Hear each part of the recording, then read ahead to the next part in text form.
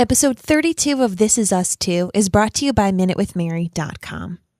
Do you cry when you watch this show? I do.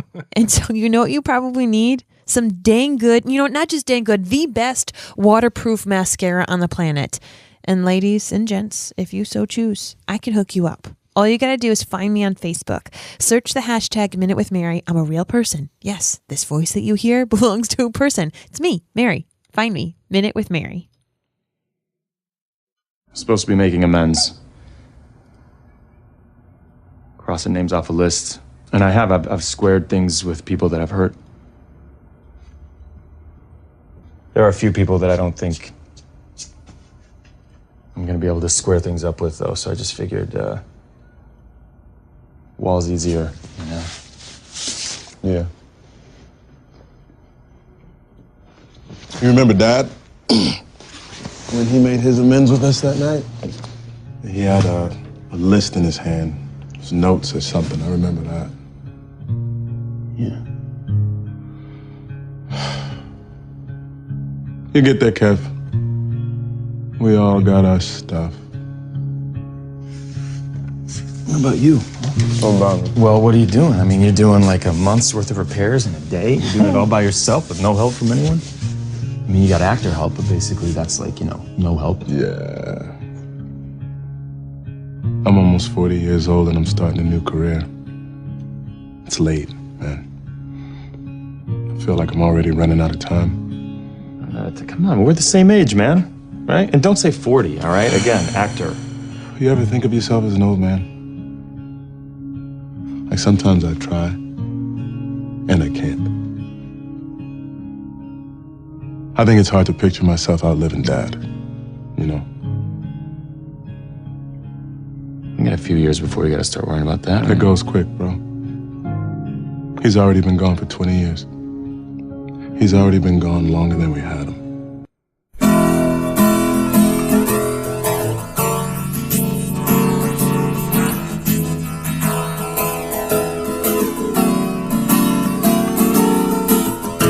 From Cranston, Rhode Island, welcome to This Is Us 2. It's a podcast dedicated to This Is Us on NBC. So sit back, relax, and let's all have a good cry.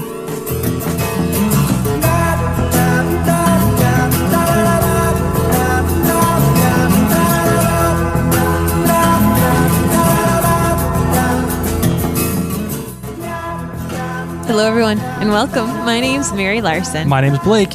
And I want to know who the hell keeps a crock pot for 17 years?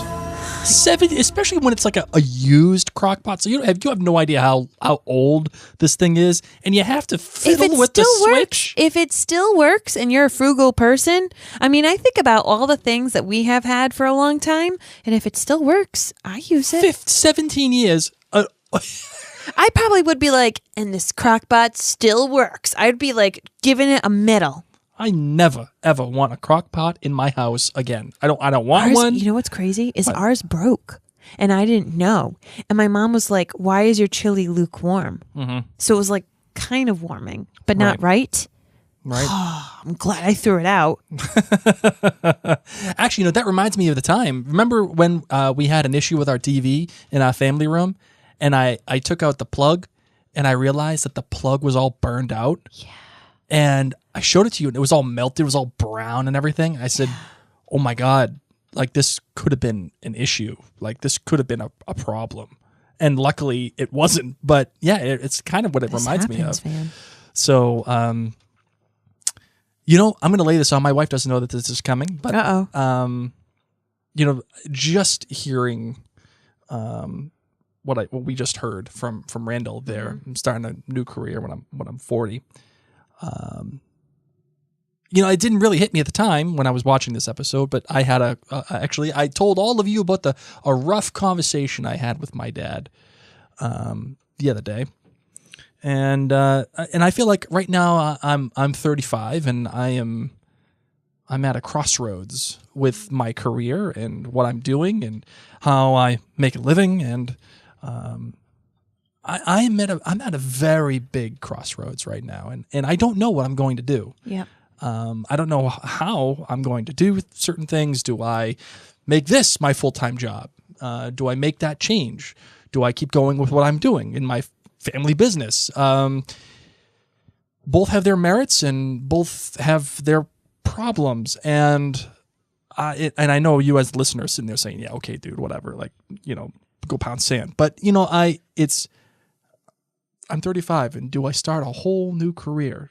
And do I risk the problems with my family, or do I continue down the path that I'm going? And it's a major question, and it's one that I'm dealing with on a very high level right now. So, yeah, that actually just happened today, as a matter of fact. The day that I recorded this, and here, if you're listening to this, hopefully, tomorrow or whatever, just know that I, had that conversation, and I don't know what I'm going to do with my life.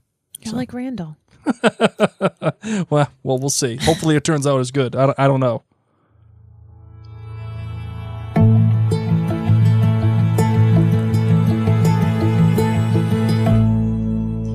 So, Blake, break down the episode details a little bit for me. Sure. The title was That'll Be the Day, which is obviously a reference to the song that was playing. The song that was playing throughout the episode, but what the two older people were met and danced to and all that other stuff is That'll Be the Day, which, a fun fact, ends, That'll Be the Day, that song, the lyric actually ends in That'll be the day that I die. Yep. That'll be the day that I die. So actually, that's a little fun fact there. I don't think that's a fun fact at all, Blake Larson. Well, it's a fun fact in how it relates to the episode of This Is Us. Interesting fact. It's an interesting choice. The director was Uta Brieswitz, who directed The Trip, which is a favorite of Mary and Blake's. And the writers, there was actually 2 writers on this episode. Kay Eugen, she wrote I Call Marriage and The Most Disappointed Man, and also Don Roos, who you thought was Dunkaroos. He wrote the 20s. And I gotta say, I've noticed now that Kay Eugen she is a story editor for This Is Us, but her 2 writing credits, like I said, included I Call Marriage and This Is The Most Disappointed Man. Both very good episodes of This Is Us. I would say in the top tier of This Is Us. And I feel like this is a relative step in the same direction for Kay. And again, I probably wouldn't be surprised if we see her, elevated to an actual writer of the show and not just getting a random credit here or there for season 3. So I think she's on her way, and I also think she's kind of earned it throughout the work that she's done. So, my darling, what do you got for your lemonade rating of This Is Us? This episode, I'm giving it a nice big 4.9. It's a solid episode. I laughed, I cried. I got to see all of the characters, and it's here. Death is here. It's coming. It is coming. And you can't pull an invisibility cloak. None of the Deathly Hallows will work on this one. Nope. Fire extinguisher might have. That's if they were all awake and they actually had a working fire alarm, fire detector. For me, this is a 4.7. I think if I was watching this week to week, I probably would have scored this much, much lower. But I think there is a difference in watching it the way that we're doing it. You see, binging it the way that we're doing it, I think this is actually a good flowing episode. It's pacing well for what we're going up to. Right. And because you get to see everything all at once. However, if this was happening on a week-to-week basis for me, I would be very frustrated because it just feels like that they're stretching. And it's actually kind of funny because this approach kind of works and it doesn't work, like how it hampered The Fifth Wheel, like we said when we were reviewing The Fifth Wheel. But again, like this makes the story rich in this episode. And if it was a week-to-week thing, it would be a problem because they're building up to this one moment and here's the fire, it starts, and okay, the end. And it feels like we're the train is moving. It's picking up steam. We're reaching the apex of the roller coaster. All right, time for the GBGs. The good, the bad, the great of this episode. My good was every single conversation that Jack had with his kids just was like amped up because we all know this is it, man.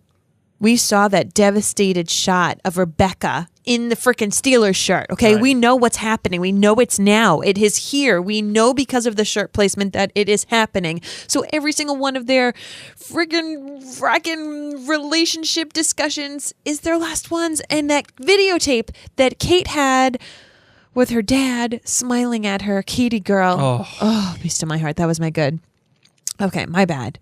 Is when the dang fire took down their growth charts on the wall. Stop it. Stop it now.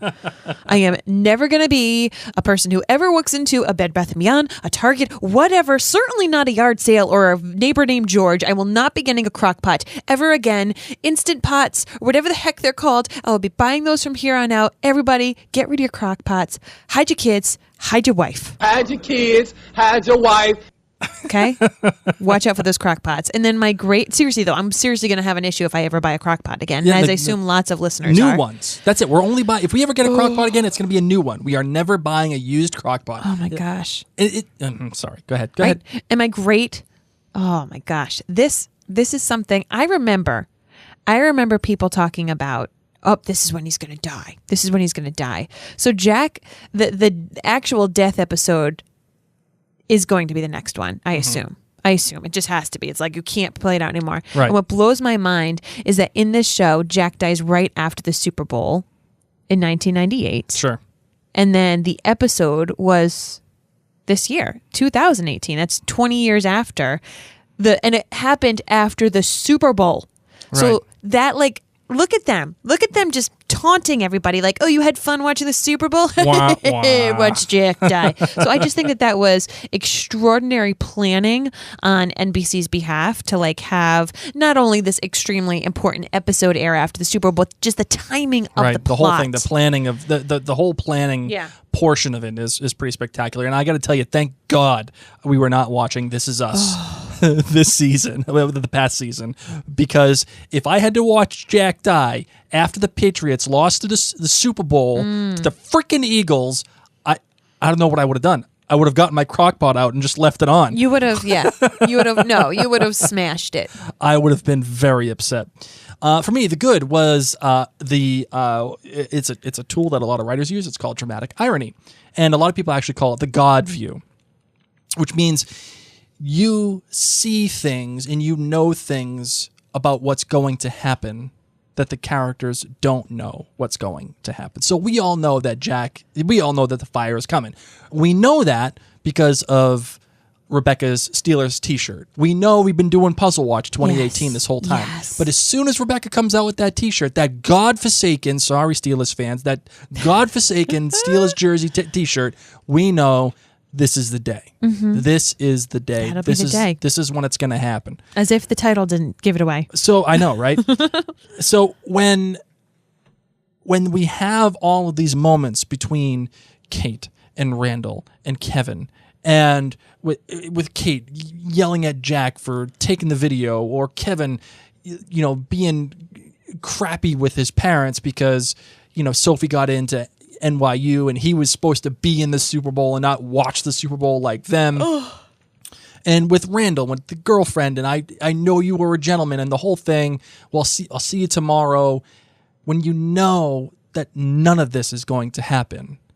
And no one, especially Kevin, is not going to get the kind of resolution that he wants or thinks of when he's talking to Rebecca, like, oh, I'll just talk to him tomorrow. It'll be fine. It's going to be okay. His dad mad, that whole thing. The dramatic irony of all of it, I felt was like the major selling point to this episode. Correct. The bad, like I said, it still kind of feels like filler for the most part until Jack's death, which is the problem with having 18 episodes. I think the past 3 episodes probably could have, and more than likely should have, been edited down to at most 2 episodes, especially this whole diversion with Randall buying the apartment building. It just feels like an odd placement in this episode with Randall doing all of these renovations and buying this apartment. You're like, wait, what? And who's watching Tess? Right. So, this is the business of network TV. Network TV demands that you have between 15 or 22 episodes, or in some cases 24 per season. Whereas if this show was on HBO, or if it were on Stars or Showtime, or even like AMC or Netflix, it would probably be between 10 and 13 episodes. And that would make sense for the story that they're trying to tell, in my opinion. I think 13 is that really good sweet spot for television shows. Can sometimes feel a little rushed. I think for Outlander's case, when they had 13 this past season, rather, yeah, it was felt rushed. Really rushed, yeah. It was rushed. But my great was the whole sequence at the end of the episode with the fire and how it was shot. It shows you how quick something as innocuous and stupid as a stupid freaking old crock pot and a misplaced towel can erupt into much bigger problems. You know, there was something terrible about this fire, yet entrancing watching that flame travel from the crock pot to the towel, up the curtains, and ruin the walls of the house that Jack built with his own hands. Yeah. That kind of imagery was striking. Yes. And how quick it happened, but how also patient it was, and how emotionally affecting it could be. It stayed on that fire. It let that thing just erupt. And when you start editing that in with all of the memories of this household, it's a very emotionally affecting piece. Totally. So, totally. Yeah, that's my great. Okay. Well, listen. So this episode had a lot, but we're not going to go crazy. We're not going to delve wicked deep and long into it. So just selfishly, because I really want to go watch the next episode. I would kind of agree with you on that Okay. one. So I'm just going to point out a couple of things that punched me in the stomach. When Sophie said, "Let me remember you at 10, 17, or 20, let me remember you when it was good." Oh. Goodbye, Sophie. Goodbye. Yep, she's gone. She ain't ever coming back. The quote, of course, that you played, he's already been gone longer than we had him. It made me think about you. Has your mom been gone longer than you've had her? Oh, let's see. It's close. It is very close. I think I'm only about a year or so away from that. Oh, God. When that comes for people, my heart. The ladies watching Kevin take down the wall. That actually made us really laugh out loud. It did. That was they kept on coming in. And then when he got his necklace in the mail, I feel like everyone could just take a big old sigh. Right. A big old sigh. Right. And to know that he never got his letter from his dad. Kevin, first of all, never got to say he was sorry. That's why he's the most messed up of them all. Definitely. Let's be real. Like Kate and Randall got to have their last things with their dad, but Kevin didn't, and he was cranky, and he knew he would make things up in the morning, and Jack tried to make things up anyway with the note that Kevin never got to see. What quick things do you want to make sure that you mention? For me, oh, by the way, last episode I said Pavlov's gun. Okay. You don't introduce a gun in the first act without capitalizing on the third. It was not Pavlov's gun; it's Chekhov's gun. Okay. I don't know why. Pavlov is when there's like a Pavlovian response. Like if you think of So the dog with the bell and food, and then the dog hears the bell and he starts drooling. Yeah, you're like, remember The Office? Yes. With Jim and the certs and every time you hit the button, yes, that's a Pavlovian response. This episode actually makes me more upset at episode 117, What Now, than I was even then. Do you remember at the end of 117 when Kate says, "Oh, it was my fault," and you see a drunken Jack drive off? Yeah. And you're like, wait, what? That's how it's going to end with Jack? And I get so upset about that because there's no freaking way Jack would ever die drunk driving. He's just a better character than that. His life deserves more than that, right? And I talked about the house and how that is an emotionally affecting sequence. And it's emotionally affecting because think about the settings in television, right?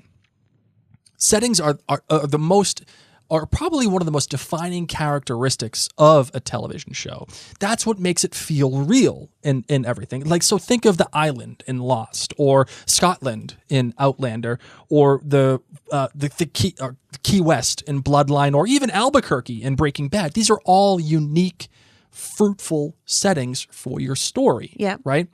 So seeing Pittsburgh is, I think, a little different, and obviously Pittsburgh is in the show, but it's not so different than any other suburban setting. But the difference that we have here, the real setting, is their house. We see that house evolve from a rundown shack that Jack was building to a decent little home, and then even remodeled into a beautiful home with the final touch of a homemade entertainment center from Jack, who's, I think, notably doing this and building the entertainment center as part of his recovery from his demons.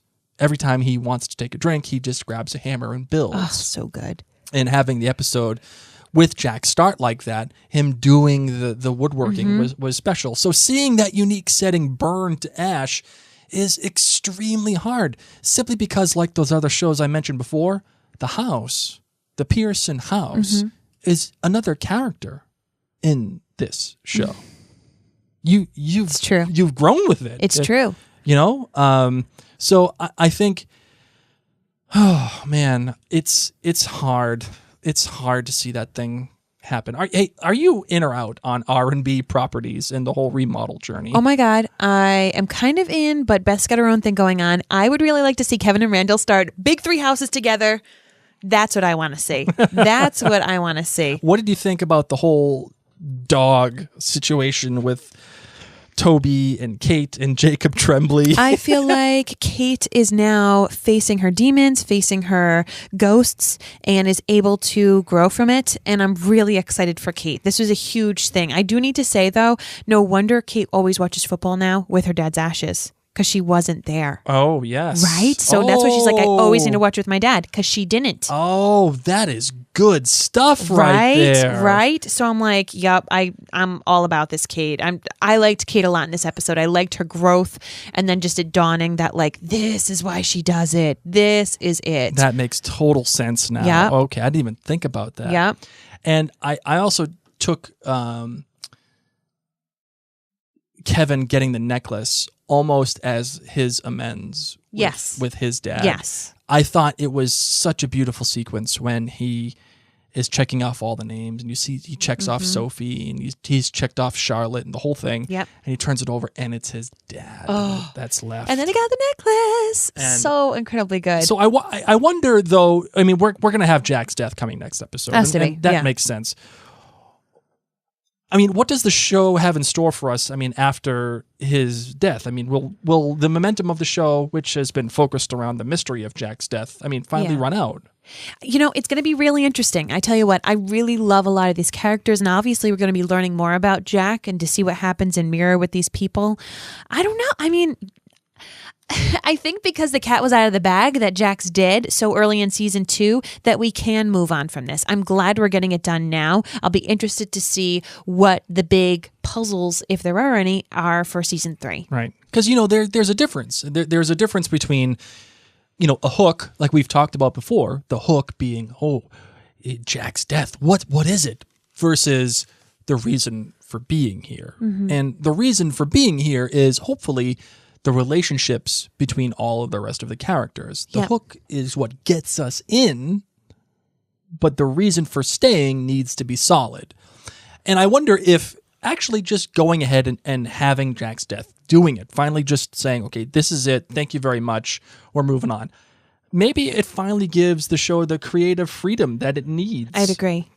You know, to go on and move on and explore our characters outside of the anchor of Jack's death, but yet holding them knowing down. it and still understanding it, because obviously his death is important to whole parts of these people's personalities. So it's important for us to get it.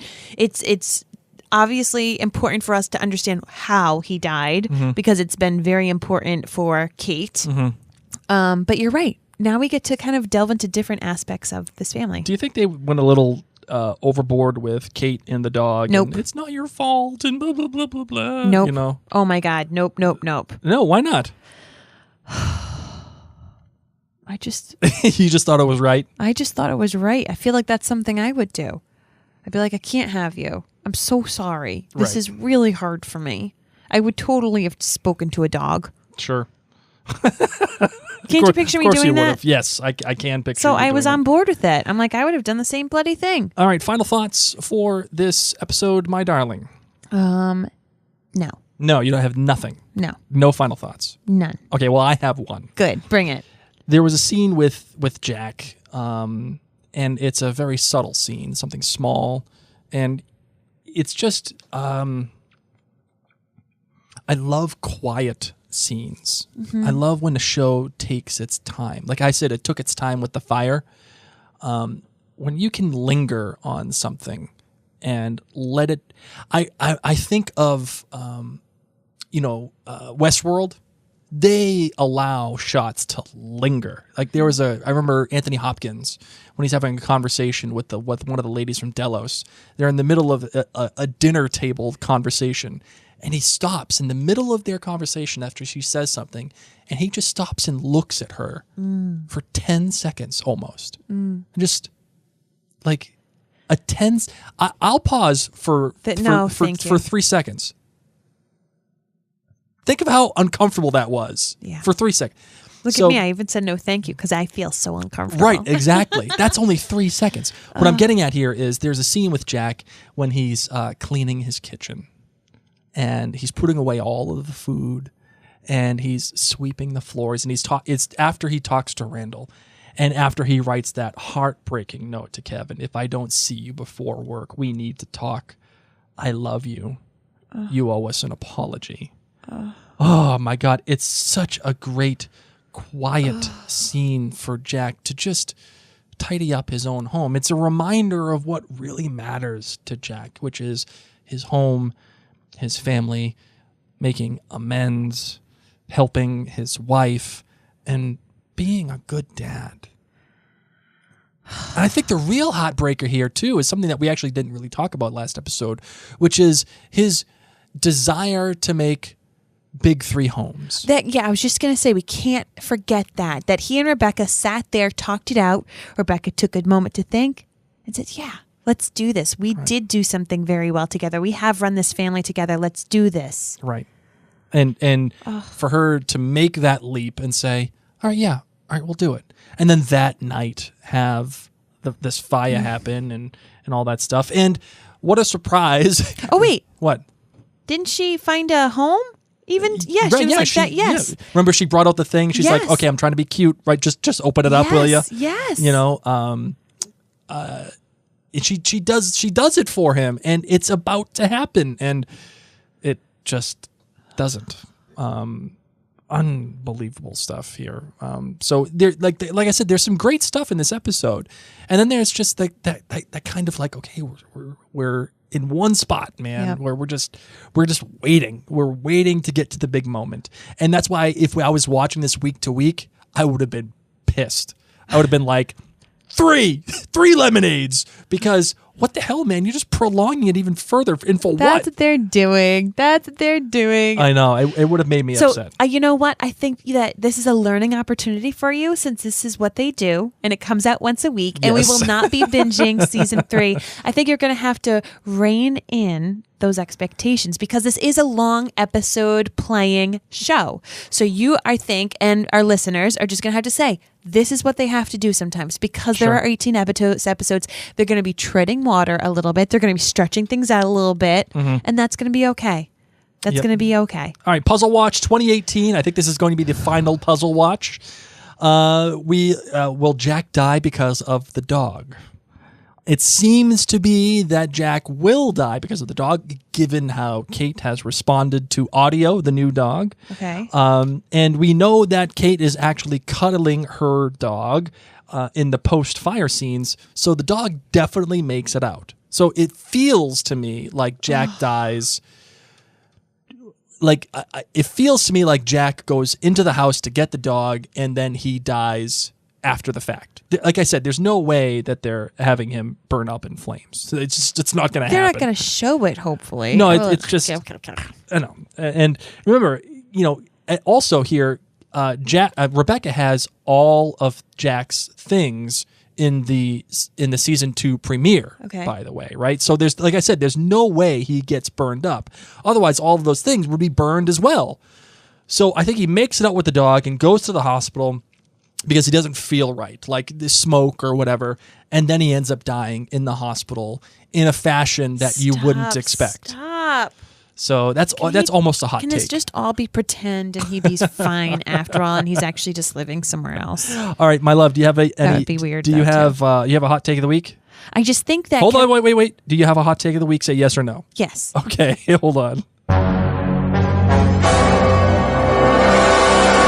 First things first. I hope Kevin and Randall create big 3 homes. I already said that. What? Oh my God, that's amazing! I already said it in this episode. No, you didn't. I didn't? No, I thought I was going to. you didn't. Oops. Yay, that's my hot take. That's a wicked good hot take. Thanks. That just And that means we get to see Kevin use a sledgehammer more. I'll tell you what. I will tell you what. Tell me. If Randall buys, obviously Randall has bought the apartment complex. If that results in them doing big 3 homes, I will say it has been worth it to go through cockroaches in the apartment and the sledgehammers and all that other stuff. Yep. It would have been worth it. And then Beth doesn't have to deal with them anymore. She can just show up when she needs to smack him in place. How's Rome, Caesar? When she has that scene with Randall, when he's like, I know you're going to tell me to slow my roll. I know you're going to tell me that I've done the wrong thing, but X, Y, and Z. And she's going to say, yeah, well, you just got to listen to your pod. All I could think of was my wife, who tells me that I should do X, Y, and Z. And I say, No. nah, I'm not doing that. And then, of course, she's 100% proven right all the time. All the time. Like, not actually some of the time, but all the time. Yes. So that's what I was thinking of. My hot take is that Jack obviously dies next episode. There's no way that they're leaving us hanging, and they cannot drag it out any further. But my gut tells me, my gut, my inner insides here tells me that with Jack's death, we're going to see a new wrinkle in the narrative storytelling from This Is Us. Because I feel like we've kind of exhausted the elementary age of the big 3. No. And I feel like, well, let me finish. And I feel like the teenage years, what we have left for the big 3 is the fallout of Jack's death, right? It's the funeral. It's what happens afterwards. We've already seen the 20s. Maybe we'll get a couple of 20s flashbacks. Well, let's be real. The kids are growing, so they can't stay in the elementary. We might get some cool middle school years. Yes. Well, what I'm getting at, but like, how much are we going to get from that? Like, we've already explored these timelines pretty heavily. And it's getting to the point where we're having diminishing returns. Okay. Like, I mean, think of, Anyway, what I'm getting at is this. In my opinion, we're land the plane, Helen. I like that you just played me. I know, but it's just funny. In my opinion, we're mainly all those things are mainly about Jack's death. So I think there's probably a little bit more to mine there. And we also have that bit when Randall says, I have a hard time picturing myself as an old man. Oh my gosh, if one of the 3 dies. Oh, no, I don't think that's going to happen. I don't know. I don't think that's going to happen. The show has built itself around the big 3. There's. Are you sure no Yeah, one's there's no gonna die? way. There's no way. Are you sure? No, I'm pretty positive. I'm so nervous. I wouldn't be surprised if your boy Mickey dies, or I wouldn't be surprised if Rebecca dies. Rebecca will die before Mickey. But there's no way one of the big 3 is going to die now in this season, or I think even in season 3. I don't want anyone else to die. So I think back to No more death. So I think back to Lost when there was a point of diminishing returns with the flashbacks. Remember? And spoiler alert, there was a major narrative shift in season 4 of Lost. Major narrative shift. So perhaps we're going to get maybe a flash forward. Okay. But not like, remember when we saw Randall with William's hat? Yeah. It's not going to be that kind of flash forward. I'm thinking, way later on down the line. Like 20 years future. 20 years future. Okay. That's what I'm thinking. So if it's 2018 in the current timeline with the big three, maybe 2038 or something like that. Will there be hoverboards? There already are there already hoverboards? Do they really hover? No, they don't really hover. Will there be hoverboards then? Or maybe, just like Lost, maybe we'll get a timeline of what if Jack didn't die? Stop. Like Lost's Flash Sideways. Oh my God, I can't even. We have to hurry up and watch the show. So, and I also have one in take development too. And I'm not as sold, and this is why it's in take development, okay? Okay. What if the kid that we saw at the end of number 3 is, remember the kid that were like, oh, we're going to find you a good home. It was the kid that... when Randall was like, maybe we'll foster a little boy. Right. What if that kid... What if that little boy... is actually from a future Flash? Like, it's much later on in the future. Awesome. And so that was our first glimpse into the new timeline. Does he get a hoverboard? Why are we so concerned with hoverboards? Because in Back to the Future, they said it was going to happen by 2015, and it didn't happen. It did not. No. Or self-drying clothes. Yeah. That didn't happen either. None of the stuff either. in Back to the Future, when they actually went to the future, happened. There was no Jaws 17. I was upset by that. There was Sharknado. Now we got 17 Sharknadoes. All right. All right, my love. Are you ready? Wrap up the show. Yeah. All right, let's close it out.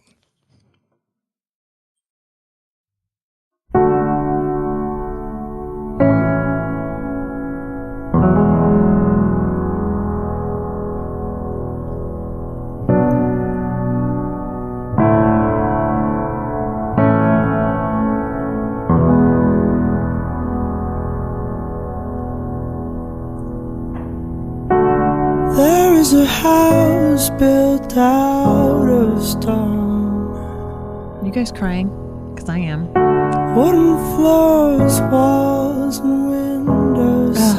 Okay, guys. So this was the song that was playing during the fire. I know it was. And so is everyone else who's listening as we're reaching for those tissues. Thank God for waterproof mascara, right? Thank Go to you, guys. minutewithmary.com. Shameless plug. Thank you for taking the time. We asked for more iTunes reviews, and you delivered.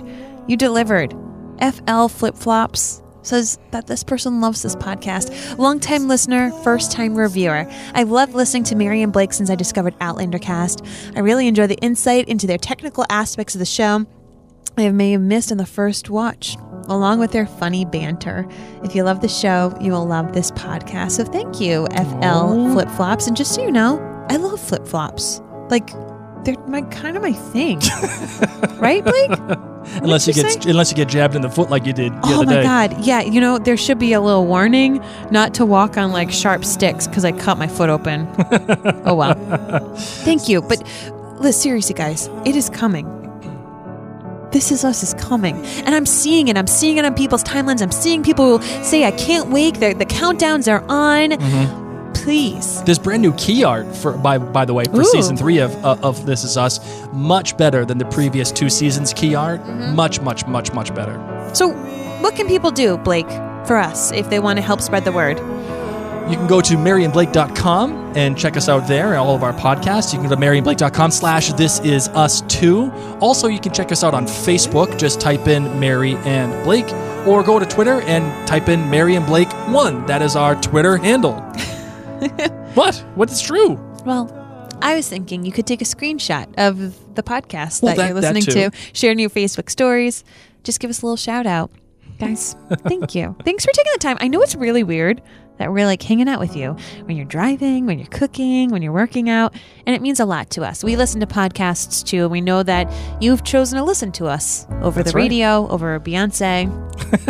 And that's a bold choice. Hey. Listening to us two jabronis over Queen Beyonce. Bey. I appreciate it. So thank you guys so much. For now, I'm Mary. My name's Blake. And this is Us Too. The tree as old as me. Branches were sold by the color of green. Ground had rose then past its knees.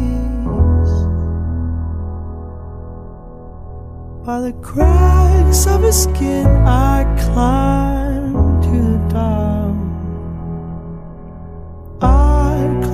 tree to see the world.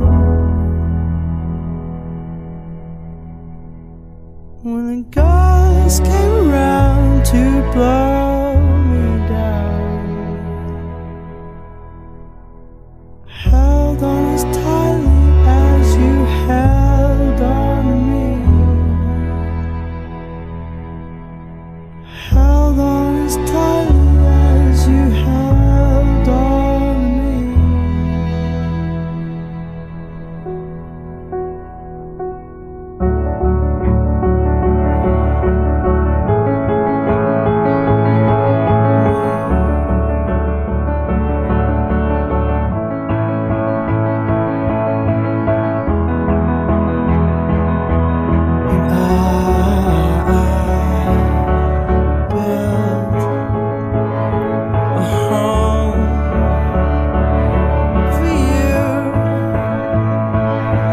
For me.